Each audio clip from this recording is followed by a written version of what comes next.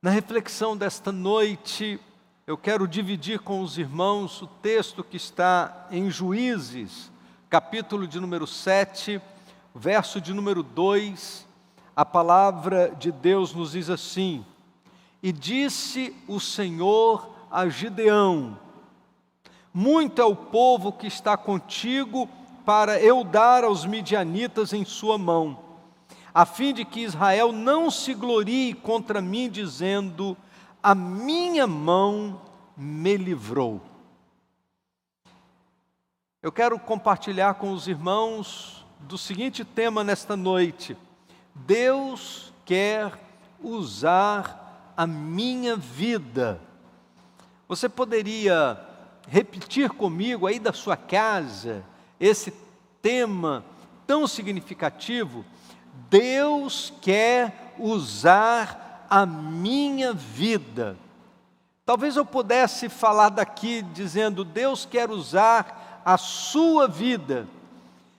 Mas quando a gente coloca a expressão individualizada, quando a gente coloca a nossa vida como parte desta frase, desta declaração, o sentido é outro. Quando a gente fala assim, Deus quer usar a sua vida, a ideia é que a gente está falando com os outros, mas quando a gente repete esta frase, Deus quer usar a minha vida, isso significa que a gente se envolve no projeto de Deus, que a gente se envolve naquilo que Deus quer fazer. E Deus sempre nos surpreende. Deus sempre vai além daquilo que esperamos e Ele sempre coloca diante de nós desafios que em alguns momentos nós imaginamos não poder alcançar, porque os desafios de Deus são sempre maiores do que nós, porque se os desafios do Senhor estivessem na nossa estatura, nós conseguiríamos resolver com a nossa própria força. Se os desafios de Deus estivessem dentro das nossas possibilidades, nós nem precisaríamos de Deus para cumpri-los. A gente mesmo faria com o nosso próprio braço, com a nossa própria força, com a nossa própria sabedoria. Deus sempre coloca diante de nós um desafio maior do que nós, para que nós possamos depender do seu poder, para que possamos depender da sua graça. O tema de missões é: viva o poder de transformar. E esse poder não está em nós, na nossa capacidade. Esse poder não vem de nós. A origem desse poder não é aquilo que somos ou aquilo que temos. É o poder que vem de Deus, que vem da parte do Senhor, que alcança a nossa vida e através da nossa vida alcança o coração do homem aflito, daquele que está precisando receber da graça do Senhor. A história de Gideão é cheia de lições, de como que Deus usa a fraqueza humana como uma oportunidade para a manifestação da grandeza do seu poder. É como que Deus é capaz de usar a nossa fragilidade para, através da nossa fragilidade, manifestar a grandeza do seu poder. E o apóstolo Paulo diz que Deus faz isso para que a glória não seja do vaso, porque o vaso é só vaso, ele não tem em si nada de importante. O conteúdo que o vaso traz, o evangelho que trazemos dentro de nós, esse sim merece louvor, glória e adoração. Nós não somos, pessoal, da nossa origem, nós não somos aqueles que têm em si mesmos o poder, mas é pelo poder de Deus. Os grandes homens de Deus na história se achavam pequenos demais para atender à demanda da obra para a qual Deus lhes chamava. E aí nós temos alguns exemplos, alguns exemplos clássicos que vêm à nossa mente quando nós pensamos naquelas pessoas que de alguma maneira foram usadas por Deus, mas não se sentiam no primeiro momento como instrumentos de Deus, né? Então, eu queria lembrar, por exemplo, de Moisés. Moisés, ele não se sentia em condições de cumprir a tarefa para a qual Deus estava lhe chamando. No livro de Êxodo, em alguns momentos distintos, ele vai dizer para Deus: Senhor, eu não sou a pessoa mais indicada para tirar o povo de Israel do Egito, né? Por exemplo, no capítulo 3, verso 11, diz assim: Moisés, porém, respondeu a Deus: quem sou eu para apresentar-me ao faraó e tirar os israelitas do Egito? Quem sou eu para cumprir uma missão tão grande? Quem sou eu para fazer uma obra tão extraordinária? Faraó não vai nem me receber. Um pouco mais adiante, a palavra de Deus no capítulo 4, no verso de número 10, também do livro de Êxodo, a Bíblia diz assim: disse, porém, Moisés ao Senhor: ó Senhor, nunca tive facilidade para falar, nem no passado, nem agora que falasse ao teu servo. Não consigo falar bem. E ele usa isso como argumento para que ele não fosse até a presença de Faraó para tirar de lá os filhos de Israel. Um pouco mais adiante, no capítulo 6, verso 12, diz: Moisés, porém, disse na presença do Senhor: se os israelitas não me dão ouvidos, como me ouvirá o Faraó? Ainda mais que não tenho facilidade para falar. Um pouco mais adiante, no capítulo 6, verso 30, a Bíblia diz: Moisés, porém, perguntou ao Senhor: como o Faraó me dará ouvidos, se não tenho facilidade para falar? Esse é apenas um exemplo de alguém que se sentia incapaz, né? Em vários momentos distintos, no capítulo 3, 4 e no capítulo 6, Moisés vai falando para Deus: Senhor, eu não sou a pessoa mais indicada. Deus sabia da sua potencialidade, porque não era o poder de Moisés, mas era o poder de Deus através da vida de Moisés, mas Moisés não se sentia em condições de fazer aquela obra tão grande.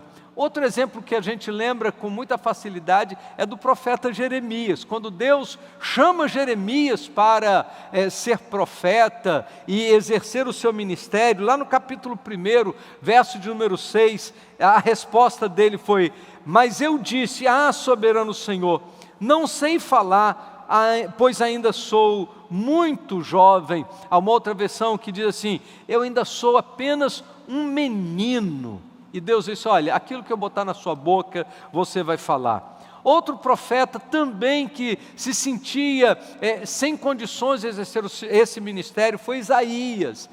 Quando da sua visão, lá no capítulo 6, diz o texto: então gritei, ai de mim, estou perdido, pois sou um homem de lábios impuros e vivo no meio de um povo de impuros lábios, e os meus olhos viram o Rei, o Senhor dos exércitos. Eu não sou a pessoa mais indicada, eu não tenho condições, até que Deus entra na história, purifica a vida do profeta, e ele vai continuar fazendo a obra do Senhor. Talvez você se sinta assim como esses personagens bíblicos.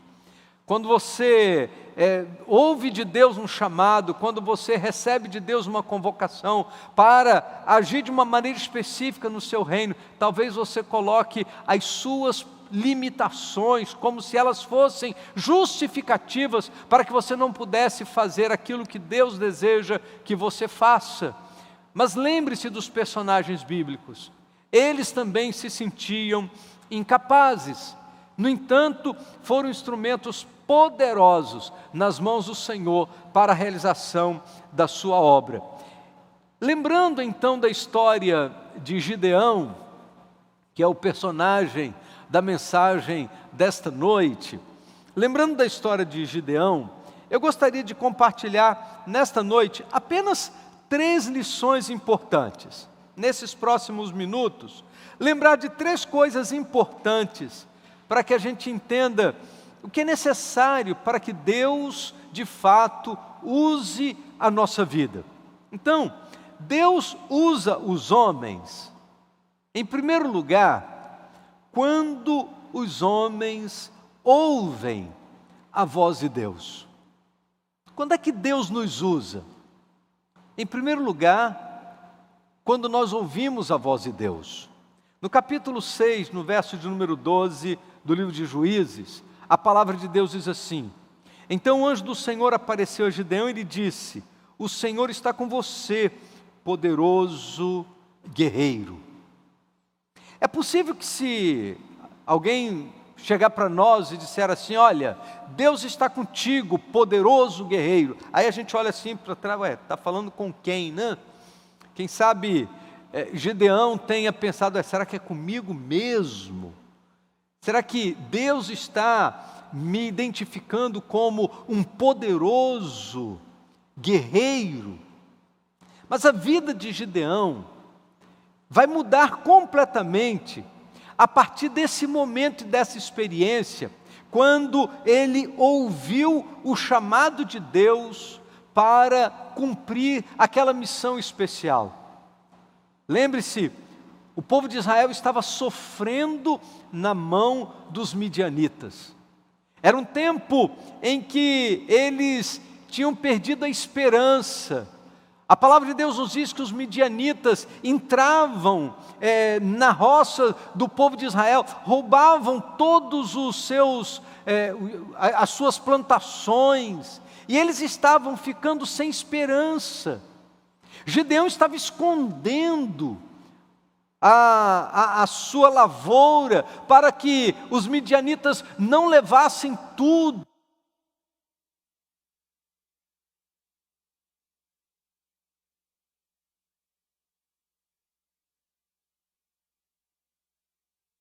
Eu quero usar a sua vida, eu quero usar a sua vida para libertar o povo desta opressão provocada pelos midianitas. E é interessante que a primeira reação de Gideão foi dizer assim: mas quem sou eu? Eu sou membro da menor tribo. E a minha família, dentro da nossa tribo, é a menor de todas as famílias. Capítulo 6, verso 15, diz assim: ah, Senhor, respondeu Gideão, como posso libertar Israel? Meu clã é o menos importante de Manassés, e eu sou o menor da minha família. Sabe, queridos, quando eu vejo Gideão usando estas expressões, o que vem ao meu coração é que Deus não precisa de capacidade humana. Deus não precisa da nossa força. Deus não depende da nossa sabedoria. O que Deus precisa é tão somente que nós nos coloquemos disponíveis em suas mãos. O que Deus espera de cada um de nós, talvez você esteja pensando aí na sua casa: ah, como é que Deus vai me usar?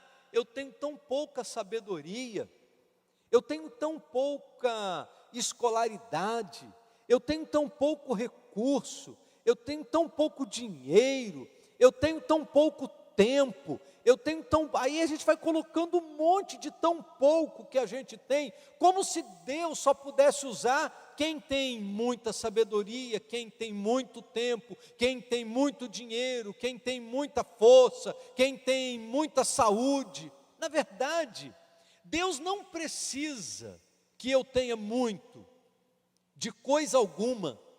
A única coisa que Deus precisa é que haja muita disponibilidade para servir. Quando nós dispomos a nossa vida para servir a Deus e colocamos o pouco que nós temos nas mãos do Senhor, Ele vai usar e vai fazer um grande milagre. Você se lembra da multiplicação dos pães e peixes? Era pouco, até ser colocado na mão de Jesus. E quando colocado na mão de Jesus, foi multiplicado. Aquilo que você tem, coloque na mão do Senhor. Coloque na mão do Senhor o seu pouco tempo, Deus vai multiplicar o seu tempo. Coloque na mão do Senhor a sua pouca sabedoria, Deus vai multiplicar a sua sabedoria. Coloque na mão do Senhor os seus poucos recursos, Deus vai multiplicar os seus poucos recursos. Coloque na mão do Senhor o pouco que você tem, confie nele, e Ele vai fazer a multiplicação para o louvor da sua glória. O apóstolo Paulo, escrevendo na primeira carta aos Coríntios, no capítulo 1, versos 27 até o verso de número 29, ele escreveu assim: mas Deus escolheu o que para o mundo é loucura, para envergonhar os sábios, e escolheu o que para o mundo é fraqueza, para envergonhar o que é forte. Ele escolheu o que para o mundo é insignificante, desprezado e que nada é, para reduzir a nada o que é, a fim de que ninguém se vanglorie diante dele. Porque se Deus escolhesse as coisas fortes, sábias, significantes, as coisas enormes, aqueles que têm tudo em suas próprias mãos, no final das contas, a glória seria do homem, não seria de Deus. Então Deus escolhe coisas fracas, pequenas, homens incapazes, como no caso de Gideão, era a menor tribo, no meio daquela menor tribo era a menor família, e Gideão dizia: da minha família eu sou o menor de todos. E aí, se Deus usa Gideão, a glória não poderia ser de Gideão, tinha que ser do Senhor, porque Deus capacitou além daquilo que ele tinha em suas próprias mãos. E é assim que Deus quer fazer comigo e com você também, querido. Então, em primeiro lugar, para sermos instrumentos nas mãos do Senhor, nós precisamos ouvir a voz de Deus. Em segundo lugar, Deus usa pessoas que procuram confirmação daquilo que Deus está falando em oração. Gideão, ele quis procurar uma confirmação de Deus. E aí nós temos lá no capítulo 6 do livro de Juízes, dos versos 36 até o verso 40, uma descrição dessa experiência de Gideão. Diz assim: e disse Gideão a Deus: se has de livrar a Israel por minha mão, como dissestes, eis que eu porei um velo de lã na eira. Se o orvalho estiver somente no velo, e toda a terra ficar seca, então conhecerei que has de livrar Israel por minha mão, como disseste. E assim sucedeu, porque no outro dia se levantou de madrugada e apertou o velo, e do orvalho que espremeu do velo encheu uma taça de água. E disse Gideão a Deus: não se acenda contra mim a tua ira, se ainda falar só esta vez, rogo-te que só esta vez faça a prova com o velo, rogo-te que só o velo fique seco, e em toda a terra haja o orvalho. E Deus assim fez naquela noite, pois só o velo ficou seco, e sobre toda a terra havia orvalho. Uma outra característica para uma pessoa ser usada por Deus é que a gente precisa esta confirmação da vontade de Deus.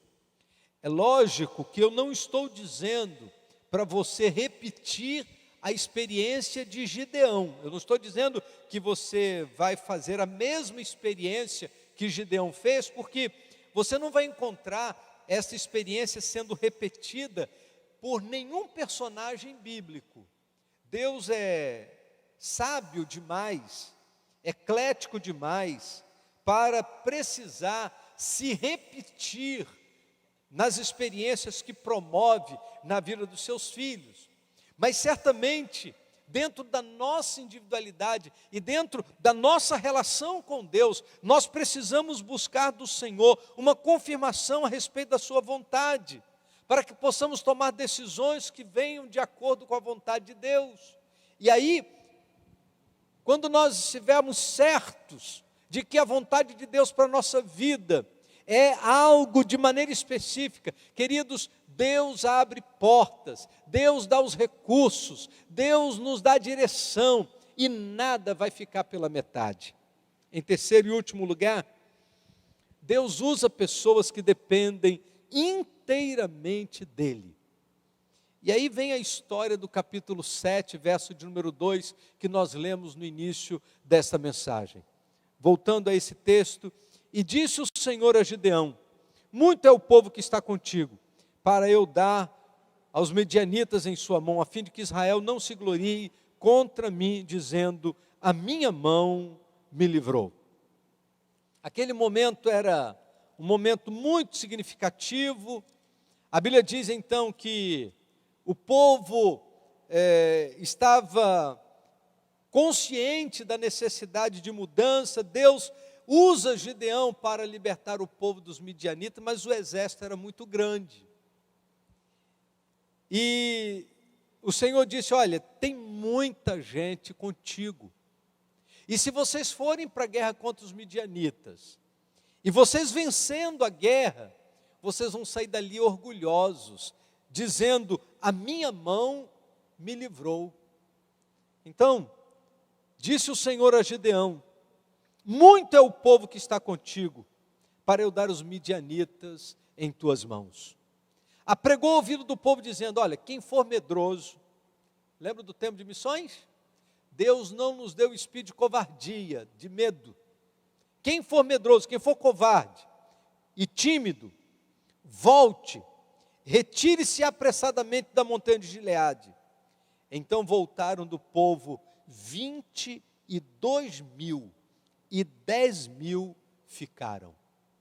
Imagina Gideão tendo que enfrentar o exército dos midianitas, que a Bíblia diz que eram como gafanhotos, de tanta gente. E agora ele olha para o seu exército, tem 32.000 homens. E Deus manda dizer: olha, manda os covardes voltarem, os medrosos, os tímidos, voltem para casa. E aí ele percebe que mais de 2/3 do exército sai. Dos 32.000, 22.000 vão embora, e ele fica apenas com 10.000. E agora Gideão, eu imagino ele pensando: gente, o que eu vou fazer? Porque com 32.000 ele estava mais seguro, né?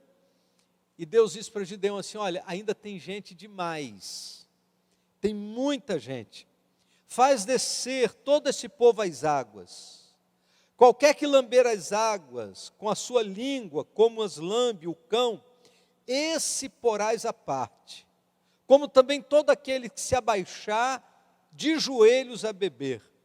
E foi o número dos que lamberam, levando a mão à boca, 300 homens. Todo o resto se abaixou de joelhos a beber. E Deus disse: Gideão, manda os 9.700 embora, e você vai ficar apenas com 300. Ao invés de dizer para Deus: Senhor, o que eu vou fazer só com 300? Gideão estava consciente que agora, ou Deus fazia um milagre, ou eles iam perder a guerra. Porque lutar contra aquele exército, apenas com 300 homens, só mesmo por uma ação, por uma intervenção de Deus naquela história. Não havia nenhuma possibilidade deles se gloriarem naquela vitória. Com 300, a batalha era do Senhor. Meus irmãos, é bem assim que Deus quer fazer conosco. É desse jeito que Deus quer usar a nossa vida, para que a vitória não faça a gente bater no peito e dizer: foi a minha capacidade, foi a minha força, foi o meu dinheiro, foi as minhas capacitações, foram os meus dons, os meus talentos. Deus vai usar os fracos, os débeis, os limitados, mas que se coloquem inteiramente à disposição do Senhor. Eu gostaria de terminar a reflexão desta noite, lembrando de um texto do livro do profeta Jeremias, capítulo 9, os versos 23 e 24. A palavra de Deus nos diz: assim diz o Senhor, não se glorie o sábio em sua sabedoria, nem o forte em sua força, nem o rico em sua riqueza, mas quem se gloriar, glorie-se nisto, em compreender e conhecer-me, pois eu sou o Senhor, e ajo com lealdade, com justiça e com retidão sobre a terra, pois é dessas coisas que me agrado. Não se glorie o sábio na sua sabedoria. Não se glorie o forte na sua força, o rico na sua riqueza. Nós não devemos achar que conseguimos qualquer coisa a partir de nós mesmos, mas tudo que fazemos é única e exclusivamente pelo poder de Deus. Por isso, o tema desta campanha, viva o poder de transformar. É o poder de Deus que faz todas as coisas. Não há poder em nós mesmos, senão aquele que vem do Senhor e age através de nós para o louvor da sua glória. Vamos orar? Feche seus olhos. Busca o Senhor. Vamos falar com Deus.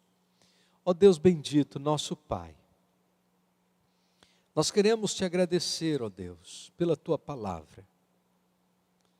Nesse tempo, quando estamos envolvidos na campanha de missões mundiais e somos desafiados a viver o poder de transformar, reconhecemos, ó Deus, que não há poder em nós mesmos. Reconhecemos que todo poder, toda autoridade vem da parte do Senhor. E é o poder do Senhor que muda o coração do pecador. É pelo poder do Senhor que somos impulsionados à pregação. É pelo poder do Senhor que somos motivados a entregar as nossas ofertas para o sustento da obra missionária. Nada, ó Deus, acontece pelo poder humano. Todas as coisas só acontecem pela manifestação do poder do Senhor em nós e através de nós.